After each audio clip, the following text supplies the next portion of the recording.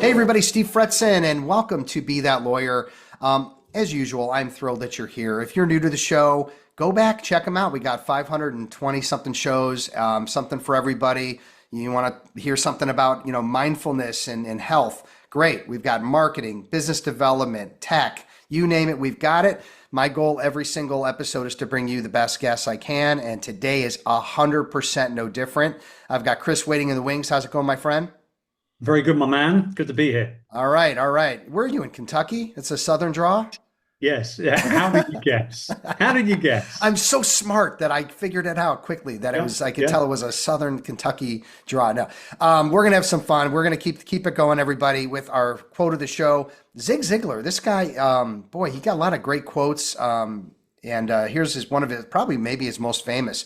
You can have everything in life you want if you will just help other people get what they want. It's sort of Mm. been a mantra for me, I mean, for a long time, but welcome to the show, and why that quote? Well, Zig, actually, I discovered Zig as a 15-year-old schoolboy in London. Mm. And I was goofing off a little bit at school. Our big high school exams, I guess you guys call them like the SATs or something in the US.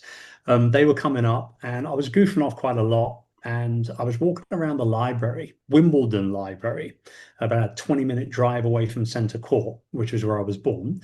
And I came across, they had like an audio cassette section. This is where I start showing my age, right? So they had like an audio cassette section. But because I was under 16, I wasn't allowed to take the tapes out. You had to be 16 or over to get audio tapes.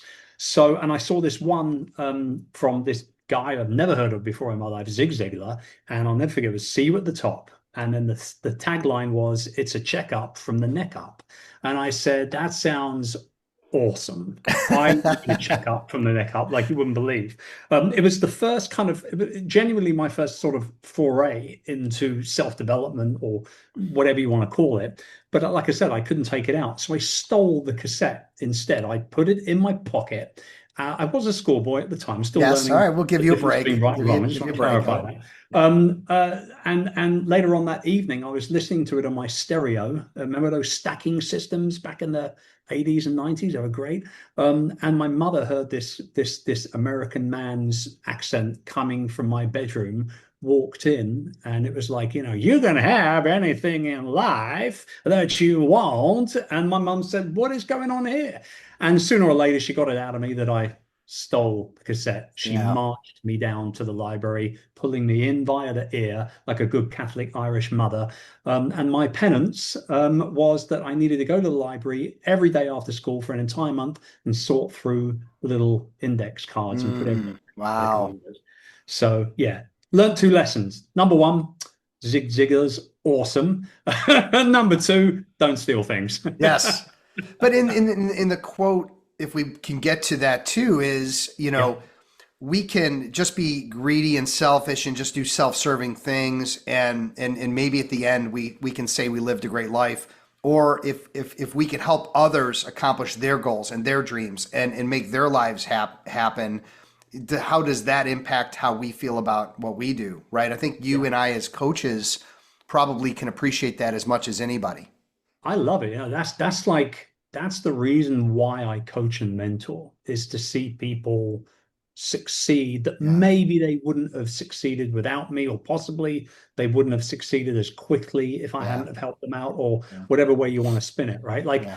I had a text message from one of our clients earlier on this morning. She landed an 80K contract for a year's worth of work with a brand new client, never worked with this client before.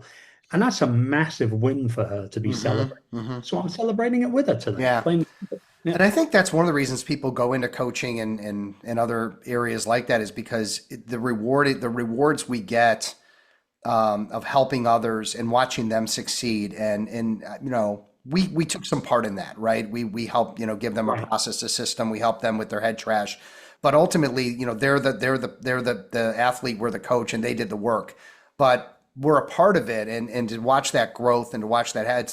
I don't know that there's much more rewarding of a moment in someone's life than when you've helped someone else get over and control their future and their destiny. So Yeah, Kudos agreed. to us is what I'm saying. We're the Yeah, best. aren't we fantastic? Us three Hooray, and gents. cheers for us. No. Hey, everybody, you ever wonder why top executives and athletes are so successful? It's typically because they have a coach, someone that is looking at them from the outside to identify their gaps, identify their potential. That's what I do. I'm Steve Fretzin, and I'm here to help you be that lawyer. If you're interested in a free consultation, click the link below and we'll get together and we'll identify where you can make improvements to be that lawyer. And by the way, lawyers are doing this all the time, whether they know it or not, by helping people solve their legal problems and getting them out of jail because they were convicted, wrongly, or because they were being, attacked in litigation by somebody that wanted a money grabber. It's a powerful thing to help others. Yeah, couldn't agree more with you. Yeah. Well, let's take a deep dive, everybody. We've got Chris Ducker here. He is the CEO and founder of the Upreneur. And give us a little background other than being an absolute thief and menace as a child. What else? How did you come to be? I'm so glad that you added as a child to the end. Yeah, Of I that did. yeah, I've my entire career I've been in sales and marketing. So I didn't go to university. I got my first kind of full-time job as a 17-year-old, and I was handed a copy of the Yellow Pages, and I was working for an advertising company. Where every week they would print this kind of newspapery magazine thing. It was called Auto Trader. I don't know whether you have Oh it over yeah, Auto Trader was huge in the in U.S. Oh, okay, great. So I went in and I was basically doing classified ads for Auto Trader, but I had no idea what I was doing at first. I was handed a copy of the Yellow Pages and I was like told, start at the beginning, go all the way through to the end, cold call everyone. And then when you're done, go back to the beginning and start all over again. Yeah, And that was nice. kind of my level of sales training. And so all these years later, I've now been building and running my own businesses for 23 years. We've sold two large multi-seven-figure businesses in the last 3 years. Upreneur is the one that now still exists. Upreneur.com is focused on helping experts ultimately monetize their expertise to build that personal brand, and to do the work that they feel called to do. So it's everybody from authors and coaches, consultants, speakers, those kind of folks Yeah. that we work with day in, day out. Whether it be helping them get their book published, right the way through to helping them create a keynote or something somewhere in the middle, right? Yeah. And in addition to that, I have my own mastermind, the Roundtable Mastermind, which is an inner circle group I've been running for almost 8 years now. And it's honestly one of my favorite things to do. It's a smaller group of individuals, about 20 people or so, that we work with on a rolling kind of year to year basis. And some days I'm a business coach, some days I'm a therapist, and Yeah. I'm They're absolutely not fine with too far apart, it. right? No, not too Yeah. far apart at all. And I deal with lawyers, right? So therapy is sort of like sometimes top of the list of things that I have to, because if the head is, the checkup from the neck up, I love that. And it's so true, because how do we do business development and how do we grow our brands when our mind isn't in the right place? And so I think maybe that's a great place to start is, how are you working with people and what is the key to getting your head on straight to accomplish goals and accomplish the life that honors the time that we have on this planet? Well, I think the most important thing when it comes to everything that I'm working on now, as you know, a new book is coming out in September, The Long Haul Leader. Yeah. It's my third book. All of my books have been written on nothing but purloin experience. So I've gone through a horrible burnout in 2021, come back from that, working way less, making much more, and a lot happier in the process as well. And one of the overarching kind of, I guess, messages of the book overall is that being busy in an industry, trying to please everybody all the time, is a bit of a trap, right? It shouldn't be about being busy. It should be about being impactful and having the right kind of impact with the people that we're working with. So if you're trying to be something to everyone, you'll never be anything to anyone. And so the one really, really big thing that I work with most clients on straight out of the gate is their industry, their niche, the sub niche within the niche that they're working. So for example, you could say, well, I'm going to be a health coach. Well, that's great, but there's like a gazillion health coaches in the world. The world doesn't need another one, right? So what can we do about that? How do we niche that down or niche that down so that people can come to you ready to buy immediately because they resonate with you immediately. So we said, well, I'm not just going to be a health coach. I'm going to be a health coach for men. Okay. That kind of narrows it down a little bit. Like, let's drop it down even further. I'm going to be a health coach for men in their 40s and 50s. All right. Now we're starting to get somewhere, right? Because the 20-year-olds, they'll tune out immediately. The 30-year-olds, they'll tune out immediately. What if, though, we went one step further? What if we went with the men in their 40s and 50s who are also recovering from major surgery? Now we got something. Okay. Now we've niched down to something that is so specific. Yes, you're saying no to all these other prospects, right? These prospective clients that are out in the world. But when somebody does come across you and does consume a piece of content from you, whether it be a book or they see you on stage or they read a post that you put up or a podcast episode or whatever it is, once they hear that you work with 40 and 50-year-old men who are recovering from major surgery, they are going to feel seen immediately. Yeah. And it'll become a no-brainer for them to reach out to you. So two things happen in this instant. And I call this marketing like a magnet. What happens is you attract the best people, the right people, the dream type of clients, right? The ones that you know you can serve better than any other person on the planet. But at the exact same time, just like a magnet, you're repelling away the wrong prospects, the people that kind of clog up the ecosystem, clog up your email lists, clog up your inboxes, et cetera, et cetera. These folks that they might need help, but they're not going to get it from you. Let them go and find out where that help is elsewhere. Yeah. But those who do, those who are, what's the colloquialism? Those who are picking up what I'm putting down, they'll jump all over it. They'll jump all over it. And that's the other saying is the niches, the riches are in the niches. Right. But the argument that lawyers would have, and maybe others would be, but what am I giving up? I'm deciding that instead of being a general litigator, I'm focusing on a certain type of industry or a certain type of litigation or becoming known for that. Yes. But then what about all the business I'm potentially giving up? And you and I both know the answer to this, but I'm saying, like, I'm just putting out there that there are, that everybody needs to kind of have it's very, very normal. Yeah. It's very, very normal to Yes. think that. But you've worked hard, you built up this career, you've got a good client book, you've helped a number of people in a number of different industries, niches, countries, situations, whatever it is, right?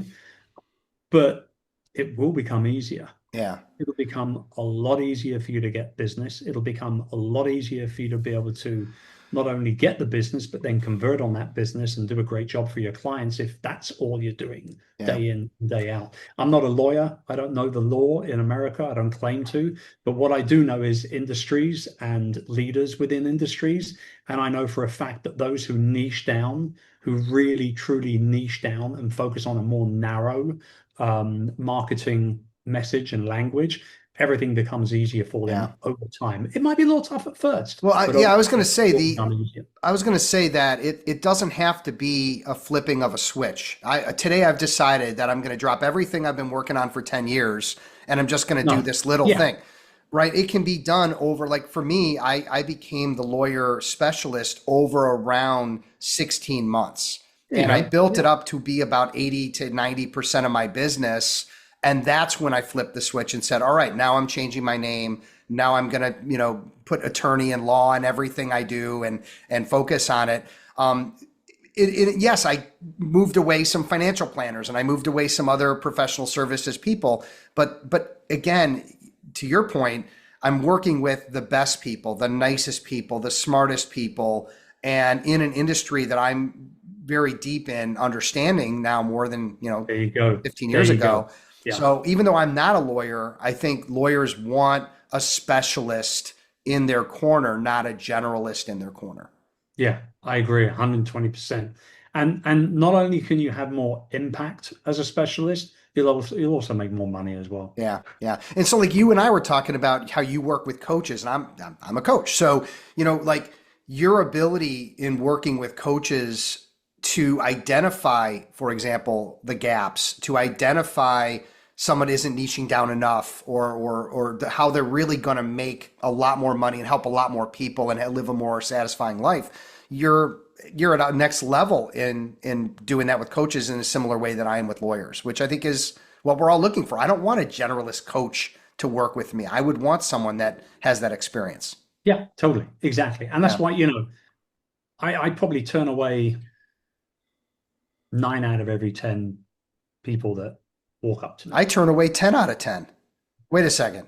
Maybe you just That's got a lot more money than me, Steve. I don't know. I'm so busy that I'm turning away 10 out of 10. No, but you know what you're doing is you're figuring out in the 9 out of 10 that there's the one that is going to be successful with your help. That's going to really buy in, drink the Kool-Aid and take it incredibly seriously and matches in your personality and style and everything. Right. And I think Well, that's that's the the big key thing for to being me. a great coach That, is to yeah, finding the right clients. that's the really big thing is the Yeah. matching in style, Yeah. because there are a good amount of decent business coaches out there that could help any one of the prospects that come my way. But I just know, based at this point in my life, like I need to have certain first of all, first and foremost, the people that I'm coaching need to be of my era. Yeah.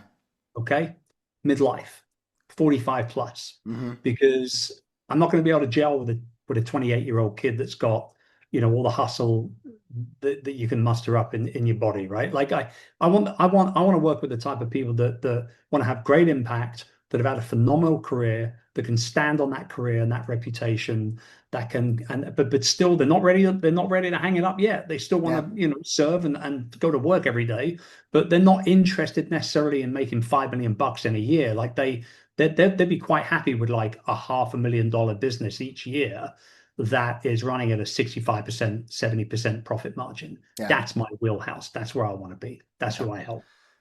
If you're a rainmaker and you're feeling like you're on an island, you don't have anyone to share your ideas with, solve problems with, you're going to want to check out my Rainmaker Roundtables. Click the link below and learn more. And I know coaching is a big part of your life and mine as well. And then you and I, we're connected in many ways in the belief in the mastermind, the peer advisory, in the putting people in a room together to work as a team alongside us, right, as Yep. facilitators and coaches. What should someone that is, what are the symptoms or the issues that someone's having where a mastermind would be the right play for them? And I just want to dialogue this out because I think there's people that don't realize the value of it and why being in it would make sense for them. Well, I think first and foremost, nobody's got a monopoly on good ideas, right? So, and masterminds have been around for a long, long time. There's nothing new about them, Hmm. right? So, I think the big thing here is that if you've got to the point where you're feeling a little beaten up, a little burnt out, and you understand that burnout necessarily isn't a badge of honor, it's more of a warning sign, I think, that you've been doing what you've been doing wrong and maybe for too long as well. That's a good sign that surrounding yourself with other people on a similar journey is going to be a good plan. The other thing is, entrepreneurship very specifically is extremely lonely at times. You might have a gazillion buddies that have a beer with on the weekend, or sit and have a barbecue with, or go to the game with, or whatever it is. But unless someone's talking a similar type of game to you in terms of what they do for a living, entrepreneurship can be very, very lonely indeed. And so we find a lot of people come to us very specifically because they want to be part of a group, they want to be part of a community, right? They want to be part of the cool kids club, right? And so that's another thing. The one really big defining factor across everybody that we work with is that they want accountability. Mm, That's a really big one, really big. Yeah. because without accountability, you're kind of shooting in the dark to a certain degree. Even I'm a coach. I run my own mastermind. I coach other people, but I'm also a part of two actual masterminds myself. Two of them I invest every single month in, because I get slightly different things from both groups. One is a group mostly focused for men and fathers, very specifically. So that's more kind of life led. And then the other group is completely business focused. And Yeah. so two very different things, two very different groups of people and conversations, et cetera, et cetera. But I make that investment because I know that if I say I'm going to do something business wise, I'm going to launch this, I'm going to write this book, I'm going to put together this live event experience or whatever it might be, my peers within that group will hold me to account. They Yeah. will hold my feet to the fire. Yeah. And I love that. I Yeah. need that. We all need that. Likewise, if I say I'm going to, take a solo trip to, right now I'm planning a solo trip with my son. We're both keen bird watchers. So we go out every week together on a Saturday morning. How else would you get a 16-year-old out of bed at 6 a.m. on a Saturday morning? I don't know, I other thought you than had to be great bird. 40 to appreciate birds. Well, actually, you do. It's funny. We went to there's a fair, the Global Bird Fair. We attended it just last weekend, and we were walking around. He's a incredible photographer as well, my son, completely self-taught. And we're walking around all these stands and talking to everyone. And I said to him, "What do you think the average age is here?" And he said, "Probably about 65." Yeah. Yeah. Right. He was genuinely one of the youngest He's an people old there. soul. He's an old Yeah. soul. He Um, is. But we're planning a trip right now to go to the Isle of Mull, which is just off the coast of Scotland, yeah. where we can photograph and spot Amazing. white-tailed I think that's eagles. called birding. So Isn't that a sport? It's it's called a thing birding. now. Birding is Yeah. the thing. It's a real thing. Yeah. Yeah. Yeah. I do the same thing with my son, and people that listen to the show and know me from Facebook and LinkedIn know that I've been fishing with my son since he could hold a stick. And like that's, I mean, we're going off on a tangent about kids, but um But this is ultimate important as well, Steve. oh, it's absolutely important. Hobbies, pastimes, they all Yeah. play a No, I mean, very, we very just big got back key. from the big Canada fishing trip, just the two of us up in a lodge in the middle of nowhere in Canada, and had an unbelievable time and a lot It's of awesome. laughs and all that. So it's important. But I want to just get back that the accountability, Yep. the shared ideas, getting away from your silo and being a part of something, a part of a family outside of your firm, really, really important. And again, I think what makes my masterminds, the Rainmaker Roundtables, unique is it's not about tech or operations or we dabble in stuff, but it's all about growth. And so they're there to talk BD, they're there to talk marketing, they're they want to learn from each other and from me, and I bring in top level guest speakers too that can share with them things and answer questions that they're just not going to find on their own. And to your point, the accountability of we just had these meetings. I just ran all four of my groups. It's how did you finish out Q2? What's the plan for Q3? How are you going to bounce back, or how are you going to keep the momentum going? They're all having to say these things out loud to each other. And there's something about, all right, I'm going to lose weight, but I'm not going to tell anyone. And then I don't. And then it just goes Right. away, right? Yeah. Versus Yeah. me telling the world I'm going to lose it. Now I'm feeling like I'm going to let everyone down or myself down if I don't execute. There's something about the verbalization and the accountability that people just aren't getting enough in life. Yeah. Agreed. 100%. Yeah. So let's talk about how we get to the point where we are living the best life we can. And I know for me, I just canceled Fridays. Like I'm no longer working Fridays. Mhm. Now, a client wants to talk to me and call me up, text me. Clients come first for me. So I'll take a call on a Friday. I'm not scheduling anything on Fridays. Sure. So that's something most people would dream about, and me too. And now I am. But I think it's because I'm become so good at delegating and so good at automating. Talk to everybody about that, like the importance of what we need to do today to work hard, but also to live a full life. Yeah, I mean, I also don't work Fridays. I've not worked a Friday for probably coming on almost 10 years now, I think. And I don't take Maybe I calls picked on up the Friday. idea from you in our call. Maybe it's subliminally hit Maybe. me. I don't know. I mean, Yeah. maybe. But yeah, I mean, I've been quite vocal about it. But yeah, I see it now. I don't take calls on a Friday. So my clients will know that past 4 p.m. on a Thursday, they won't hear from me again until 10 a.m. on the Monday. Mm. I work 10 to 4, Monday to Thursday. That's it. And I think, it's about boundaries. It's about the importance of understanding that your yeses are ultimately a commodity as well. When you say yes to something, at the exact same time, you're saying no to something else, Mm-hmm. right? So I think, time, let's not get boring and start talking about productivity and time management and all that kind of management or corporate speak. But I think there is a certain amount of understanding that for you to be successful over the long haul, for you to be successful doing what you're doing, regardless of what industry or niche or who you're serving, you have to understand that short-term wins which are the shiny object wins that we go after, right? Launching that thing, closing this, doing that, traveling here, whatever it might be. Those short-term wins are actually, they're pretty loud.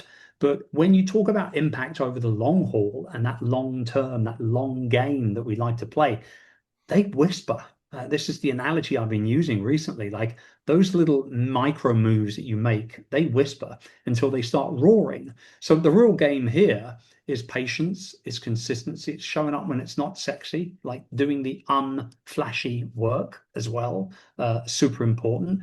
And understanding that focus really does build momentum. If you get distracted, then that drains away from momentum, and you don't want that to happen as well, obviously.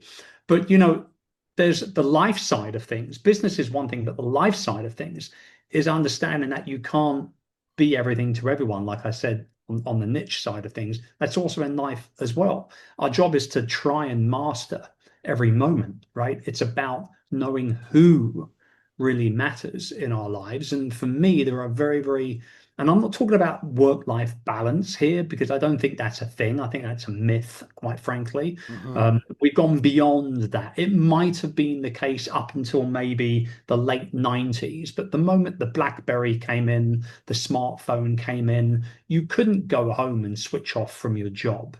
It just wasn't possible anymore. And so work-life balance isn't really a thing. We had it. It was kind of built into our lives all those years ago.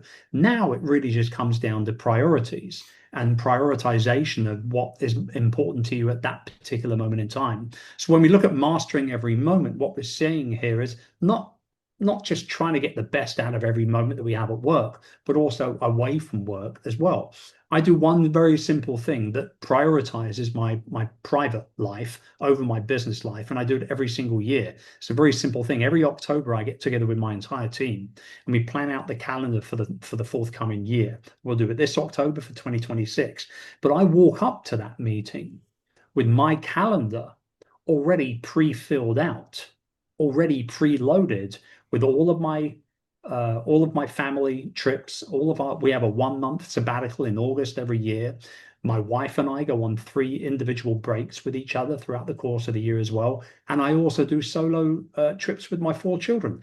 I'm a busy guy when it comes to Yeah. my priorities, but that's exactly what they are. They're private priorities, and they're on the calendar before I even walk into that That's planning. so great. That's so great. Yeah, because if you're a busy lawyer and you're billing 60 hours a week and you're running on this treadmill billing hours, and then all of a sudden you're like, "Hey, I think I'd like to take my, significant somewhere or the kids somewhere," and then you're trying to fit that into Yeah. that situation, it's going to be very, very challenging. Um, but I Your think business should ultimately spearhead the life that you want to live. yes, It should yes, create the life that you want to live. And that's why I'm just a big believer of the hustle culture being hopefully phased out at some point. I don't think hustle is not necessarily a bad thing. Hustle is a good thing for short periods of time. And the way I look at it is that, if you've got that deadline you've got to hit to and you've got to put in a little extra time, that's your hustle right there being spent. That's that hustle currency, right? But hustle is a season, it's not a lifestyle. It's yeah, not sustainable. And wow, so it's super important to make sure that you've got those breaks and that kind of recharging yeah. time on the schedule before you plan anything out. Well, I know lawyers are kind of like frothing or dripping at the mouth listening to this because they want to live the way you're living and plan out the way you're planning out.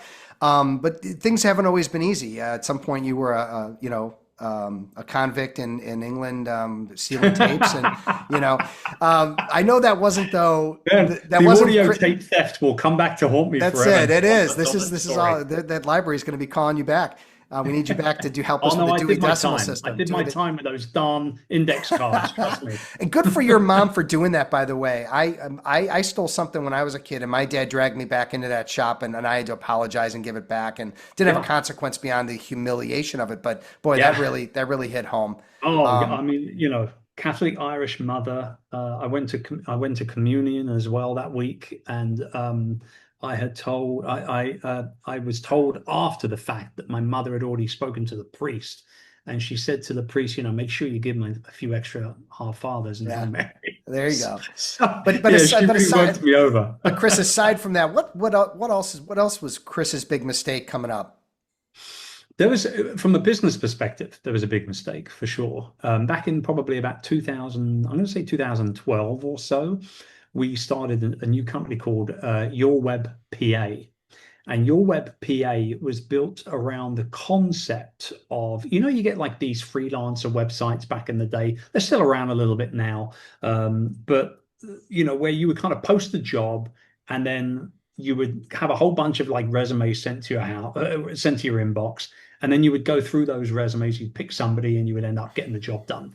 Well, I thought at this point, I'd already been in the outsourcing business since 2004, had a really good solid reputation in the industry.